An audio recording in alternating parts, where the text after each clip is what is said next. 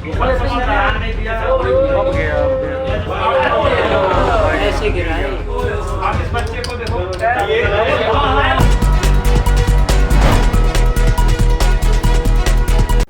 दोस्तों नमस्कार, मैं संजय बग्गू और मौजूद हैं देश रोजाना के डिजिटल मीडिया मंच पर।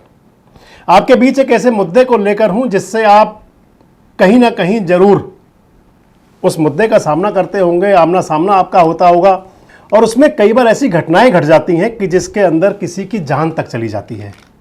मुद्दा ये कि शहरों के अंदर जब आज शहर विकास की तरफ बढ़ रहे हैं, चाहे वो शहर हैं और चाहे तेज़ी से आगे बढ़ते हुए शहर, चाहे वो महानगर हैं और चाहे वो मेट्रोपॉलिटन सिटीज़, अब देखेंगे तो तमाम शहरों के अंदर इस समय कहीं अमृत योजना चल रही हैं, कहीं सीवरेज की नई लाइन डाली जा रही हैं। ये विकास का प्रतीक है।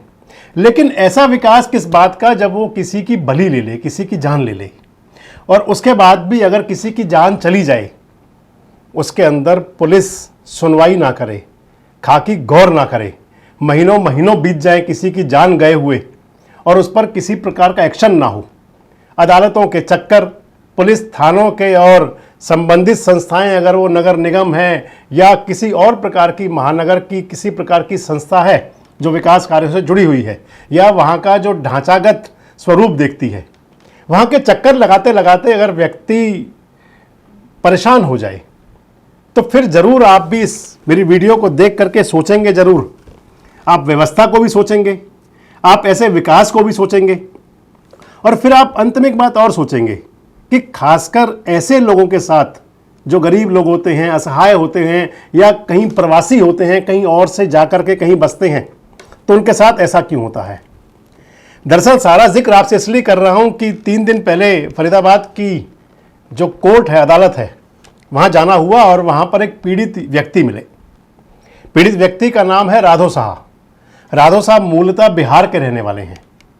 लगभग 4-5 साल पहले मजदूरी का सोच करके या आजीविका उपार्जन के लिए उन्होंने अपने आप को शिफ्ट किया फरीदाबाद के अंदर, कि फरीदाबाद उभरता हुआ एक औद्योगिक ज़िला है, बहुत पुराना ज़िला है फरीदाबाद, औद्योगिक नगरी है, तमाम बड़ी बड़ी भवन, तमाम बिल्डिंगें, तमाम फैक्ट्रियाँ, जिसको देख करके मन किसी का ललचा जाएगा कि वे भी विकास की उस दौड़ में चले जहाँ से कि आजीविका भी हो और इसके साथ साथ अपने बच्चों का फ्यूचर भी देख ले। लेकिन उस विकास का क्या, या फिर उस जीविका उपार्जन के लिए आने वाले उस व्यक्ति का भविष्य क्या कि जहां का विकास उसके बच्चे को लील जाए, जहां का विकास उसके बच्चे की बलि ले ले और उसके बाद सुनवाई ना हो। घटना 28 सितंबर की थी। पल्ला थाना क्षेत्र है, नेहरू एनक्लेव का वहां का एरिया है। अमृत योजना के लिए जो मेरी जानकारी में है, नगर निगम के कुछ अधिकारियों से, हालांकि जो जिम्मेदार लोग हैं वो तो बात भी नहीं करना चाह रहे, जो पुलिस के अधिकारी हैं जिन पर जिम्मेदारी है कि अगर कोई अपराधी है तो उसको न्याय दिलाया जाए, यानी कि कोई पीड़ित है न्याय दिलाया जाए और अपराधी को जेल की सीखचों तक भेजा जाए, अपराधी को अदालत के अंदर पेश किया जाए। ये पुलिस की जिम्मेदारी होती है। घटना जो मैं आपको बता रहा हूं 28 सितंबर की थी। पल्ला थाना, नेहरू एनक्लेव, मैंने बताया आपको। राधो साहब का बच्चा था आर्यन, 4.5 साल का। जब राधो साहब बिहार से आया था तो उस बच्चे को साथ लेकर के आया था और जब यहां पर के आकर के, यानी कि 4.5 साल का वो बच्चा अपने घर से बाहर खेलने के लिए निकला हुआ था, शाम का समय था और नेहरू एनक्लेव के उस एरिया के बराबर में एक फरीदाबाद नगर निगम के द्वारा एक बड़ा गड्ढा खोदा गया था। बताया जाता है उस गड्ढा खोदा गया था, उसके अंदर ड्रेनेज का पानी या तो वहां इकट्ठा होता होगा और यहां से फिर आगे भेजा जाता होगा। जो मुझे जानकारी मिली कि वो अमृत योजना का काम चल रहा है, उसके लिए गड्ढा खोदा गया था। उस गड्ढे के पास में, यानी कि जो महीनों महीनों सालों साल हो गए थे जिस गड्ढे को बने हुए, उसके पास ना तो कोई बैरिकेडिंग की गई थी, ना उस गड्ढे के आसपास कोई ऐसी दीवार लगाई गई थी कि वहां से कोई गुजरता हुआ व्यक्ति, कोई वाहन, कोई पशु या कोई खेलता हुआ बच्चा ना गिर जाए। यानी कि किसी प्रकार के सुरक्षा के इंतजाम नहीं थे। उस गड्ढे के पास शाम का समय था, मंदिर के अंदर घंटियां बज रही थी, बच्चा खेलने के लिए गया और उस गड्ढे के अंदर जाकर के गिर गया। किसी को पता भी ना चलता शायद। सीसीटीवी फुटेज थी, पहले आपको मैं फुटेज दिखाता हूं, आप देखिए इसके अंदर कि बच्चा कैसे जा रहा है और कैसे उस गड्ढे में गिर रहा है। बड़ा पत्थर है, इसी में बड़ा पत्थर फेंक रहे थे। वाला तो बाइक वाला भी नहीं डर रहा। बाइक तो देखा नहीं हम क्या देखें नहीं दिया ऐसे गिराए। आप इस बच्चे को देखो पास में के बार काफी देर हुआ ये तो बच्चा सोच रहा बचाने की सोच रहा कैसे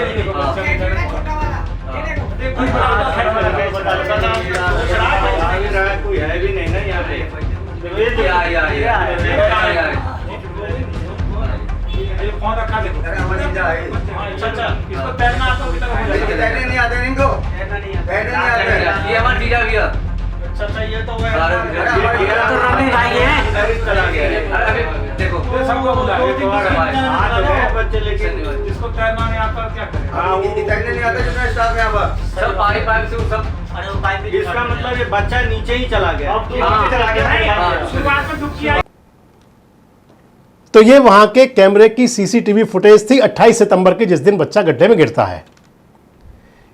किसी आते जाते व्यक्ति ने देखा और वहां प्रयास करके बच्चे को बाहर निकालने की कोशिश हुई।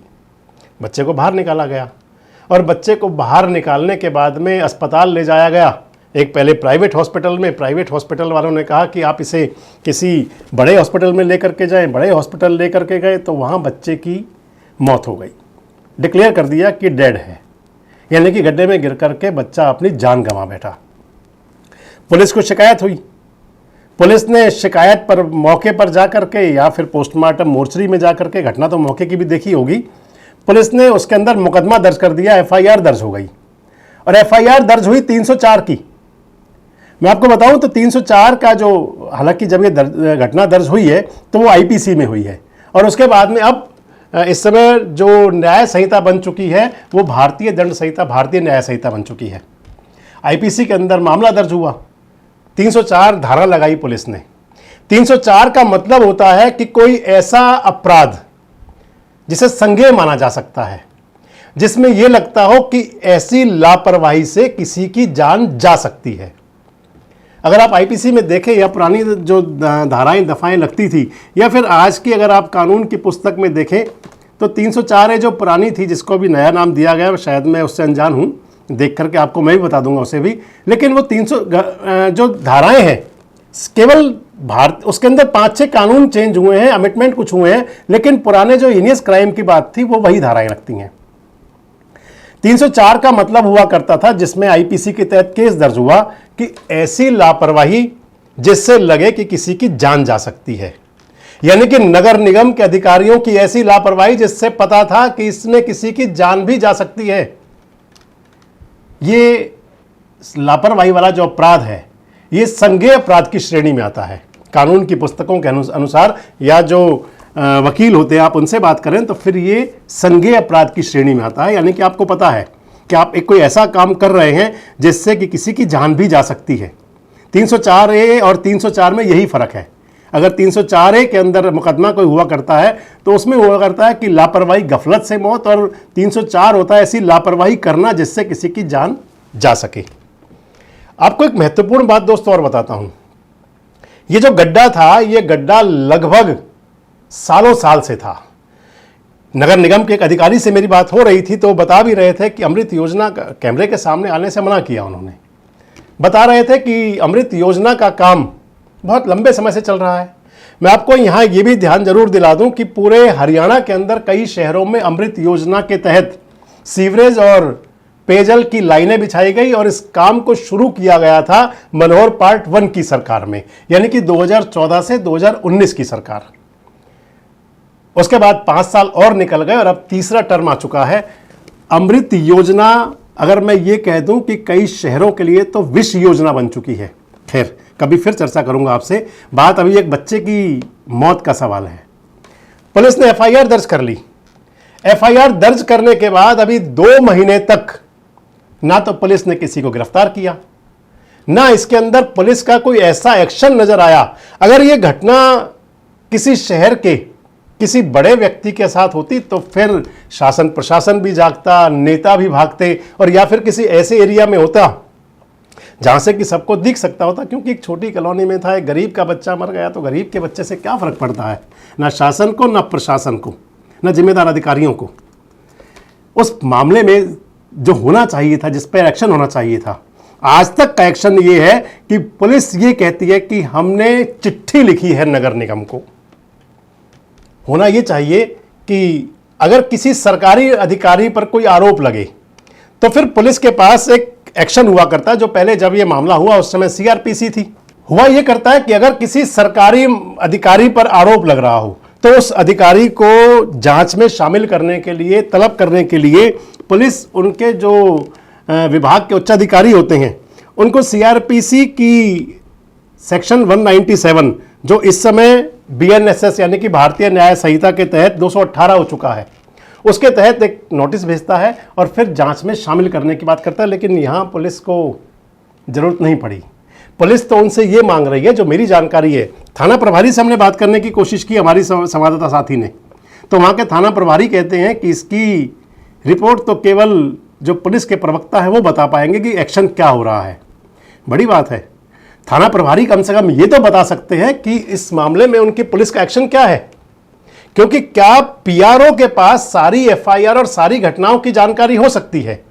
खैर, अब इस मामले में 3 दिन पहले अदालत ने, जब मामला गया हुआ है फरीदाबाद की कोर्ट में, तो अदालत ने इस मामले में संज्ञान लिया और अदालत ने इस मामले में, बताया जा रहा है, पुलिस के अधिकारियों को फटकार भी लगाई और उनसे पूछा कि नगर निगम का दफ्तर आपके दफ्तर से, आपके थाने से कितनी दूर है, कितने किलोमीटर है और कितने दिन लग जाएंगे वो चिट्ठी आने में।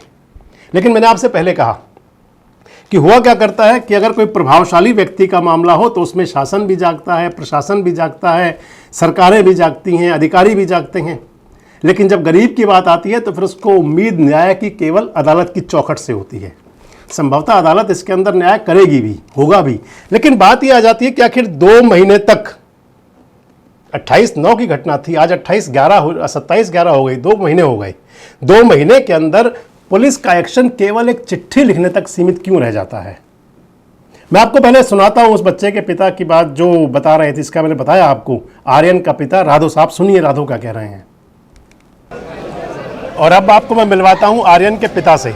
वो आर्यन, 4.5 साल का आर्यन, जो उस गड्ढे में गिर करके काल का ग्रास बन गया। क्या नाम है आपका? राघव गुप्ता। राहुल गुप्ता। राहुल कहाँ के रहने वाले हैं आप? राघव गुप्ता। राहु गुप्ता। राघव। राघव जी कहाँ के हैं आप? बिहार के, चंपारण के। यहाँ फरीदाबाद में कब से रह रहे हैं? 3 साल से। क्या करने आए थे फरीदाबाद में? काम करने आए थे। जब आए थे तो आर्यन साथ था? जी साथ में। कितना बड़ा था वो समय में? था वो कम से कम 1.5 साल के। 1.5 साल का जी। तो जहाँ ये घटना हुई इससे तुम्हारा घर कितनी दूर है? वहाँ से 1 किलोमीटर होगा। कितने बच्चे हैं आपके? 3 बच्चे हैं। ये आर्यन छोटा था, बड़ा था? सबसे बड़ा था। सबसे बड़ा यही था?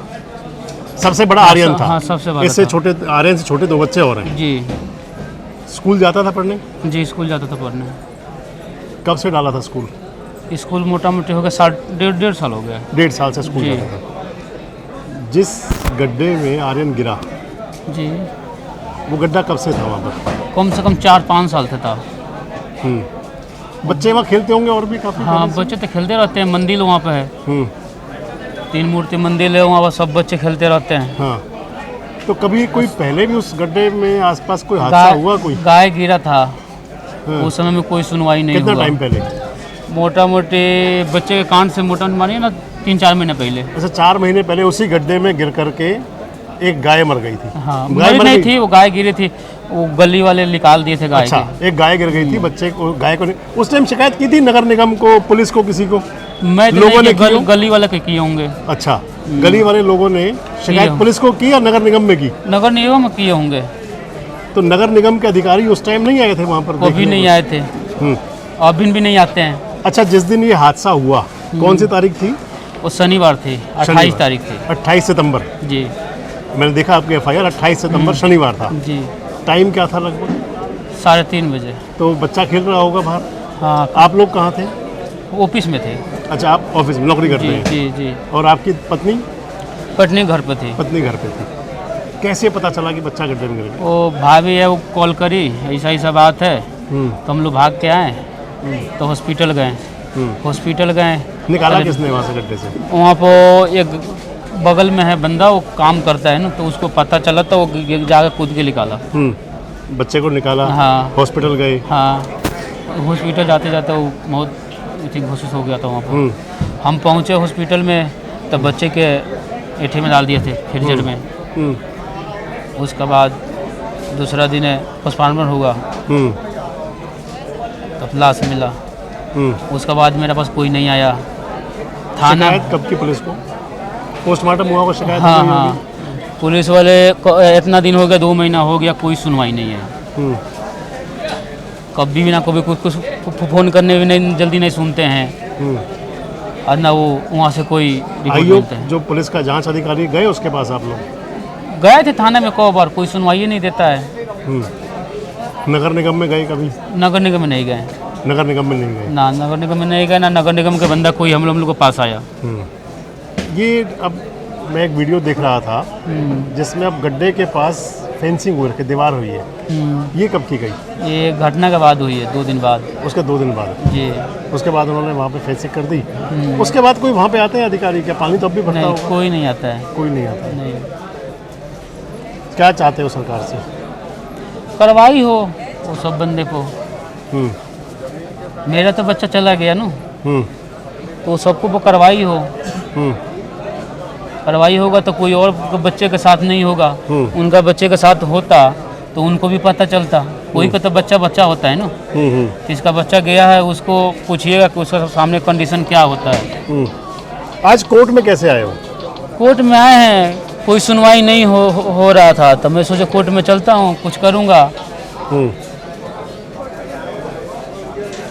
ना पुलिस वाले सुनवाई देते हैं, ना कोई कुछ बोलता है। 2 महीना का कांड हो गया, 28 तारीख 2 महीना हो जाएगा। ना पुलिस वाले कभी कुछ बोलते हैं, ना कभी सुनवाई आते हैं, ना कभी पुलिस वाले घर पर आते हैं, ना उधर से ना कोई आता है मेरा द्वार पर। कोई अच्छा, कोई प्रशासन ने, नगर निगम ने कोई क्लेम वगैरह भी दिया आपको? कोई कुछ नहीं, कुछ नहीं, कुछ नहीं। वो चाहिए भी नहीं, उन पर कार्रवाई होना चाहिए। नहीं चाहिए कुछ हाँ, नहीं। सिर्फ कार्रवाई चाहिए? हाँ, कार्रवाई चाहिए। हम्म, मेरा बच्चा के साथ हुआ, कल दूसरा के बच्चे के साथ ना हो। हाँ, मतलब और बच्चे सब सुरक्षित रहे, हाँ इसलिए कार्रवाई जरूरी हाँ, है। कार्रवाई जरूरत है। अगर न्याय नहीं मिल रहा कहाँ तक जाएंगे? सुप्रीम क्या कोर्ट करेंगे? लग जाएंगे। सुप्रीम कोर्ट तक जाएंगे? जी, छोड़ना नहीं है। कौन कांड किए हैं, वो बहुत कांड है। सुप्रीम कोर्ट लेके जाना पड़ेगा, सुप्रीम कोर्ट लेके जाएंगे। छोड़ेंगे तो कोई के नहीं। उसका खातिर पूरा अपना घर द्वार सब कुछ बेच दूंगा। प्रधानमंत्री, मुख्यमंत्री, इन सबको भी चिट्ठी लिखी है, नहीं लिखी किसी को? अभी कोई कुछ नहीं लिखे हैं, आगे सबको लिखेंगे, कार्रवाई करेंगे और चंडीगढ़ लेके जाएंगे। तहाँ जाना होगा तहाँ तक जाएंगे, कोई को छोड़ेंगे नहीं इसमें। इस मामले में राघव साहब भी कह रहे हैं और राघव साहब के जो अधिवक्ता हैं वो भी कह रहे हैं। आपने सुना कि वो कह रहे हैं सुप्रीम कोर्ट तक जाऊंगा अगर न्याय नहीं मिला तो। और मैंने बताया आपको कि अदालत ही एकमात्र रास्ता बच जाता है जब शासन प्रशासन अधिकारी अपना पल्ला झाड़ना शुरू कर दें। इस सारे मामले में सबसे बड़ी बात दोस्तों एक आ जाती है, सबसे महत्वपूर्ण बात तो यह है कि क्या नगर निगम के कान उस दिन के बाद जागे जब एक बच्चा मरा। इससे एक बड़ी बात और बता दूं आपको मैं कि मुझे वहां जब मैं गया तो मुझे लोग बता रहे थे कि इसी गड्ढे के अंदर जिसमें गिरकर आर्यन की मौत हुई लगभग 7-8 महीने पहले जब मनोहर लाल जी हरियाणा के मुख्यमंत्री थे, यानी कि ये बात फरवरी 2024 से पहले की रही होगी, बता रहे थे कि एक गाय गिर गई थी उसके अंदर और मामले की शिकायत मनोहर लाल जी मुख्यमंत्री तक भेजी गई थी। लेकिन शायद अधिकारियों को इंतजार रहता है कि कोई बड़ी घटना घटे तो उसके बाद जागें, और कुछ ऐसा इस मामले में हुआ। हादसे तो कितने भी हुए होंगे, और इसके बाद बड़ी बात आ जाती है कि क्या हादसों से कोई अधिकारी सबक लेते हैं। फरीदाबाद के अंदर ही की अगर बात मैं करूं और शहरों को छोड़ दें, दिल्ली नोएडा हमारे दर्शक जहां भी देख रहे होंगे अपने शहर की तो बताएंगे, लेकिन फरीदाबाद के अंदर भी आखिर ऐसे कितने मौत के गड्ढे होंगे जो नगर निगम की इन प्रशासनिक अधिकारियों की लापरवाही के कारण ना जाने किस दिन किसको लील लें। अदालतें आदेश करती हैं, सुप्रीम कोर्ट ने कई बार कहा है कि अगर इस प्रकार की कोई लापरवाही होगी तो अधिकारी जिम्मेदार पर कार्रवाई होनी चाहिए, लेकिन हुआ यह करता है कि हमेशा घटना के बाद अगली घटना का इंतजार किया जाता है। तो जब तक ये लीपापोती का खेल चलता रहेगा तब तक ही इस विकास की अंधी रफ्तार के अंदर लोग परेशान होते रहेंगे, लोगों की जान जाती रहेंगी, लोग चोटिल होते रहेंगे और यह कार्रवाई ही चलता रहेगा। वैसे आपको क्या लगता है कि क्या अगर कोई इस प्रकार की लापरवाही होती है तो उस पर जिम्मेदार अधिकारियों पर कौन से सेक्शन में मुकदमे होने चाहिए। अगर किसी की जान जाने का जोखिम हो और पता हो कि ऐसा हो सकता है तो फिर वो लापरवाही किस दायरे में ली जानी चाहिए। और आपको क्या लगता है, अगर आप हमारे फरीदाबाद के या किसी भी शहर के सुधी दर्शक हैं तो इसके कमेंट्स बॉक्स में अपने एरिया के फ़ोटोज़ ज़रूर डालें और कमेंट्स बॉक्स में ज़रूर लिखें कि आपके यहाँ आखिर ऐसे कितने गड्ढे हो सकते हैं जो कभी मौत का गड्ढा बन जाएं। शहरों की समस्याएं बहुत बड़ी हैं और इस प्रकार की कुछ समस्याएं, क्योंकि आने वाले दिनों में हरियाणा के अंदर नगर निगम के चुनाव हैं और हमारा प्रयास रहेगा कि आपको नगर निगम से जुड़ी हुई ये समस्याएं, ये मुद्दे आपके साथ लगातार शेयर करें। अपने कमेंट्स बॉक्स में जरूर बताएं और अगर आपके आसपास कोई समस्या है तो वो भी जरूर बताएं ताकि उसको भी आपके माध्यम से दर्शकों तक पहुंचा सकें। जुड़े रहें हमारे साथ, देखते रहें देश रोजाना। हमारे साथ जुड़े रहने के लिए सब्सक्राइब करें देश रोजाना के YouTube चैनल को और नई वीडियो की नोटिफिकेशन पाने के लिए बेल आइकन जरूर दबाएं। अगर आप ये वीडियो फेसबुक या इंस्टाग्राम पर देख रहे हैं तो पेज को लाइक और फॉलो जरूर करें और ज्यादा से ज्यादा शेयर करें।